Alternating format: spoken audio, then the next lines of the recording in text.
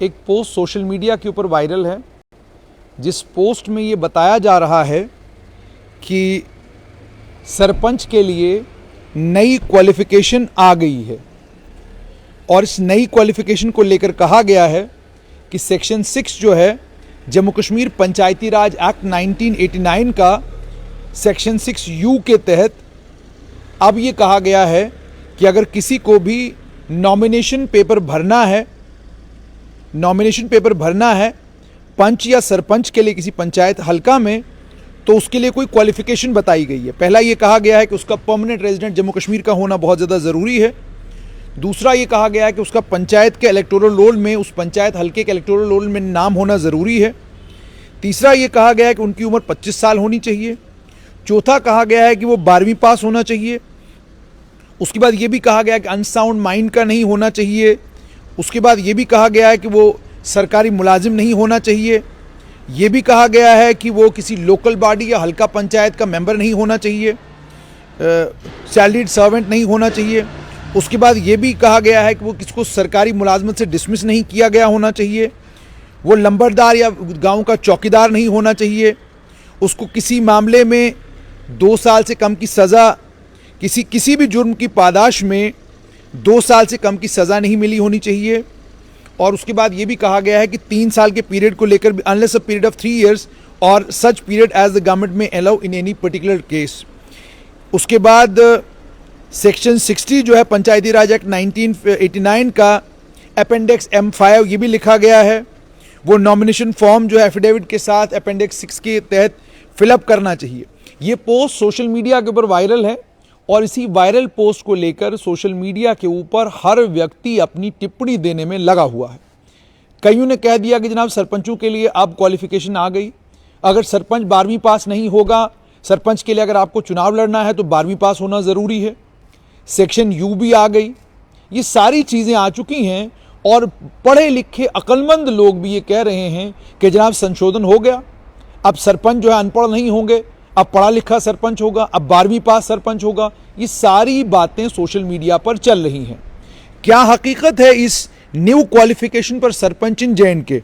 और अफसोस मुझे इस बात का है कि इस पोस्ट को शेयर किया गया है फ्रॉम JKSSB एस्पिरेंट्स, कि जो JKSSB के एस्पिरेंट्स हैं वो इस पोस्ट को शेयर कर रहे हैं। इस पोस्ट की हकीकत यह है कि ये पोस्ट बेबुनियाद है, ये पोस्ट फर्जी है, ये उतना ही नकली है जितना नकली इसको लिखने वालों ने और जितना नकली इसको फॉरवर्ड करने वालों ने इस नकली पोस्ट को किया है, उतना ही नकली ये पोस्ट है। यानी इस पोस्ट की कोई हकीकत नहीं है।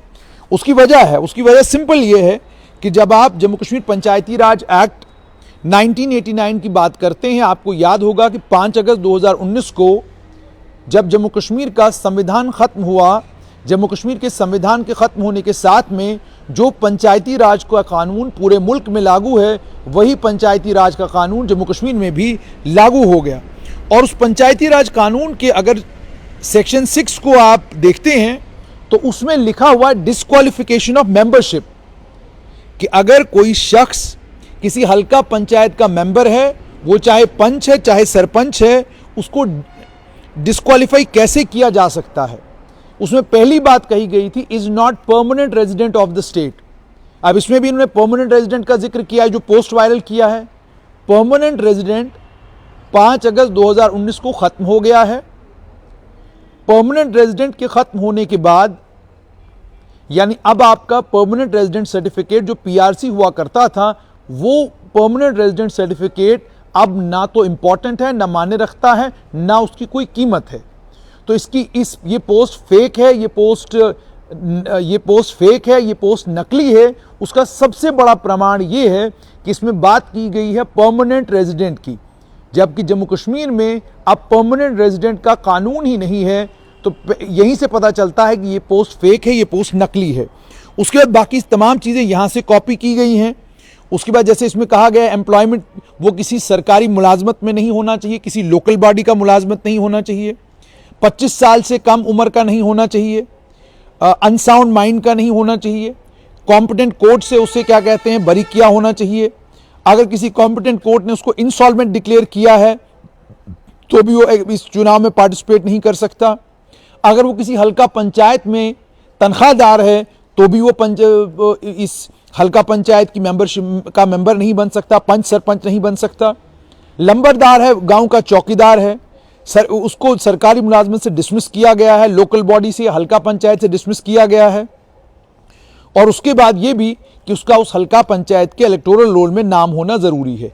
ये कुछ आगे पीछे एडिशन ऑल्ट्रेशन की गई है और एडिशन ऑल्ट्रेशन करके एक सेक्शन बनाई गई है यू।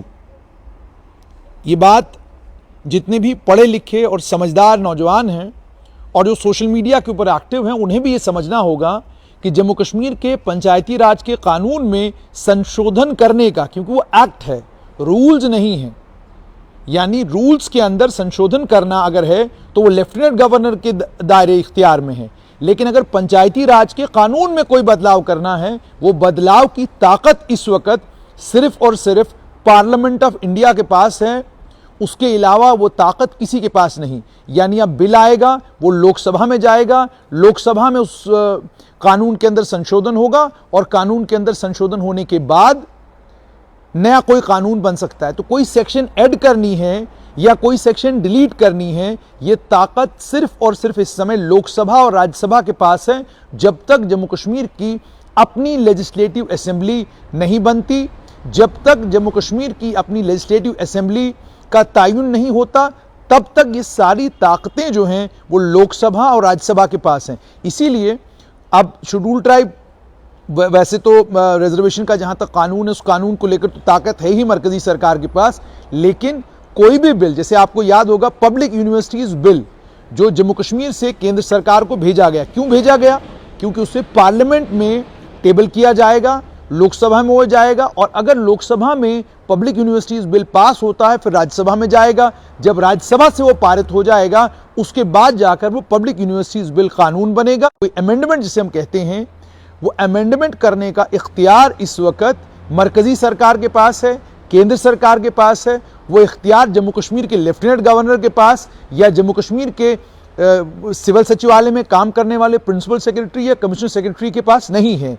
कानूनों के अंदर संशोधन करना, कानूनों के अंदर बदलाव करना, कानूनों के अंदर अमेंडमेंट्स करना, इस समय जब जम्मू कश्मीर की लेजिस्लेटिव असेंबली नहीं है और जम्मू कश्मीर एक केंद्र शासित प्रदेश है, इस केंद्र शासित प्रदेश में इस समय सारी ताकतें जो हैं वो पार्लियामेंट ऑफ इंडिया के पास हैं।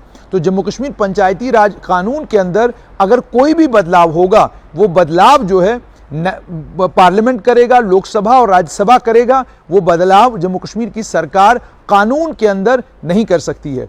तो सरपंचों की जहां तो क्वालिफिकेशन का ताल्लुक है, उस क्वालिफिकेशन को लेकर जब आप पंचायती राज एक्ट को पढ़ते हैं, पंचायती राज एक्ट में कोई ऐसी चीज लिखी हुई फिलहाल नहीं है। तो ये जो 12वीं होना जरूरी है, तभी जाकर आप पंच या सरपंच बन सकते हैं। इस पोस्ट को शेयर और रीशेयर करना बंद करें। ये फेक है, ये बेबुनियाद पोस्ट है, इस पोस्ट की कोई हकीकत नहीं है। जम्मू कश्मीर के पंचायती राज कानून में कोई बदलाव नहीं आया है। जम्मू कश्मीर का पंचायती राज कानून जूं का त्यों जैसा है वैसा ही है, उसके अंदर कोई संशोधन नहीं हुआ है। और अगर कोई संशोधन होगा तो उसके लिए बिल लोकसभा में आएगा, राज्यसभा में आएगा, उसके बाद जाकर कानूनों के अंदर बदलाव होगा। रूल्स के अंदर भी अगर बदलाव करने हैं, वो बदलाव करने का इख्तियार भी केंद्र सरकार के पास है, इस समय लोकसभा और राज्यसभा के पास है। जैसे मैंने मिसाल दे दी कि पब्लिक यूनिवर्सिटीज बिल जिसे जम्मू कश्मीर की सरकार ने पायलट किया था, वो पब्लिक यूनिवर्सिटीज बिल यहां से लोकसभा में गया। अभी तक उस बिल को इंट्रोड्यूस नहीं किया गया है, इस सेशन में तो इंट्रोड्यूस नहीं किया गया, शायद बजट सेशन में उसको इंट्रोड्यूस किया जाएगा, लेकिन फिलहाल के लिए उस बिल को इंट्रोड्यूस नहीं किया गया। लेकिन अगर जम्मू कश्मीर की सरकार के पास कोई ताकत होती तो वो उस बिल को यहीं से कानून बना सकते थे। जब आप एक राज्य होते हैं, राज्य में भी ताकतें जो हैं वो राज्यपाल के पास रहती हैं इस चीज़ की कि जब स्टेट की लेजिस्लेटिव असेंबली कोई कानून बनाती है, उस कानून की को एसेंट का मतलब ये हो गया कि गवर्नर के पास वो कानून जाता है, वो उस कानून को पढ़ेगा, अगर उसको लगेगा कि ये कानून संविधान के ऐन मुताबिक है तो वो उस पर दस्तखत करेगा, तब जाकर वो कानून बनता है। तो ये जो पोस्ट आया है कि जम्मू कश्मीर में अब सरपंच के लिए क्वालिफिकेशन जो है सेक्शन 6 के तहत तय कर दी गई है, तो सेक्शन 6 क्वालिफिकेशन के साथ नहीं डिस्क्वालिफिकेशन के साथ डील करता है। कि किसी हल्का पंचायत का अगर कोई पंच है, कोई सरपंच है, अगर उसे डिसमिस करना है, डिस्क्वालीफाई करना है, तो डिस्क्वालीफाई करने के लिए क्या क्या पैरामीटर्स हैं वो बताए गए हैं। और इस पोस्ट को लेकर भी मैंने आपको कहा कि ये फेक है, बेबुनियाद है। उसका पता इसी बात से चलता है कि इसमें परमानेंट रेजिडेंट वाली जो लाइन लिखी गई है वो सिरन गलत है। कोई भी सरकारी बाबू परमानेंट रेजिडेंट लफ्ज अब नहीं लिखता। अगर उसको लिखना भी है वो लिखेगा डोमिसाइल, वो परमानेंट रेजिडेंट नहीं लिखेगा, क्योंकि अब पीआरसी वैलिड नहीं है, सिर्फ अब डोमिसाइल है। और वो डोमिसाइल में भी जम्मू कश्मीर में आया जब था डोमिसाइल, तब सिर्फ वो मुलाजमतों के लिए था और किसी काम के लिए डोमिसाइल की जम्मू कश्मीर में जरूरत नहीं थी। तो इस पोस्ट को शेयर और रीशेयर करना बंद कीजिए।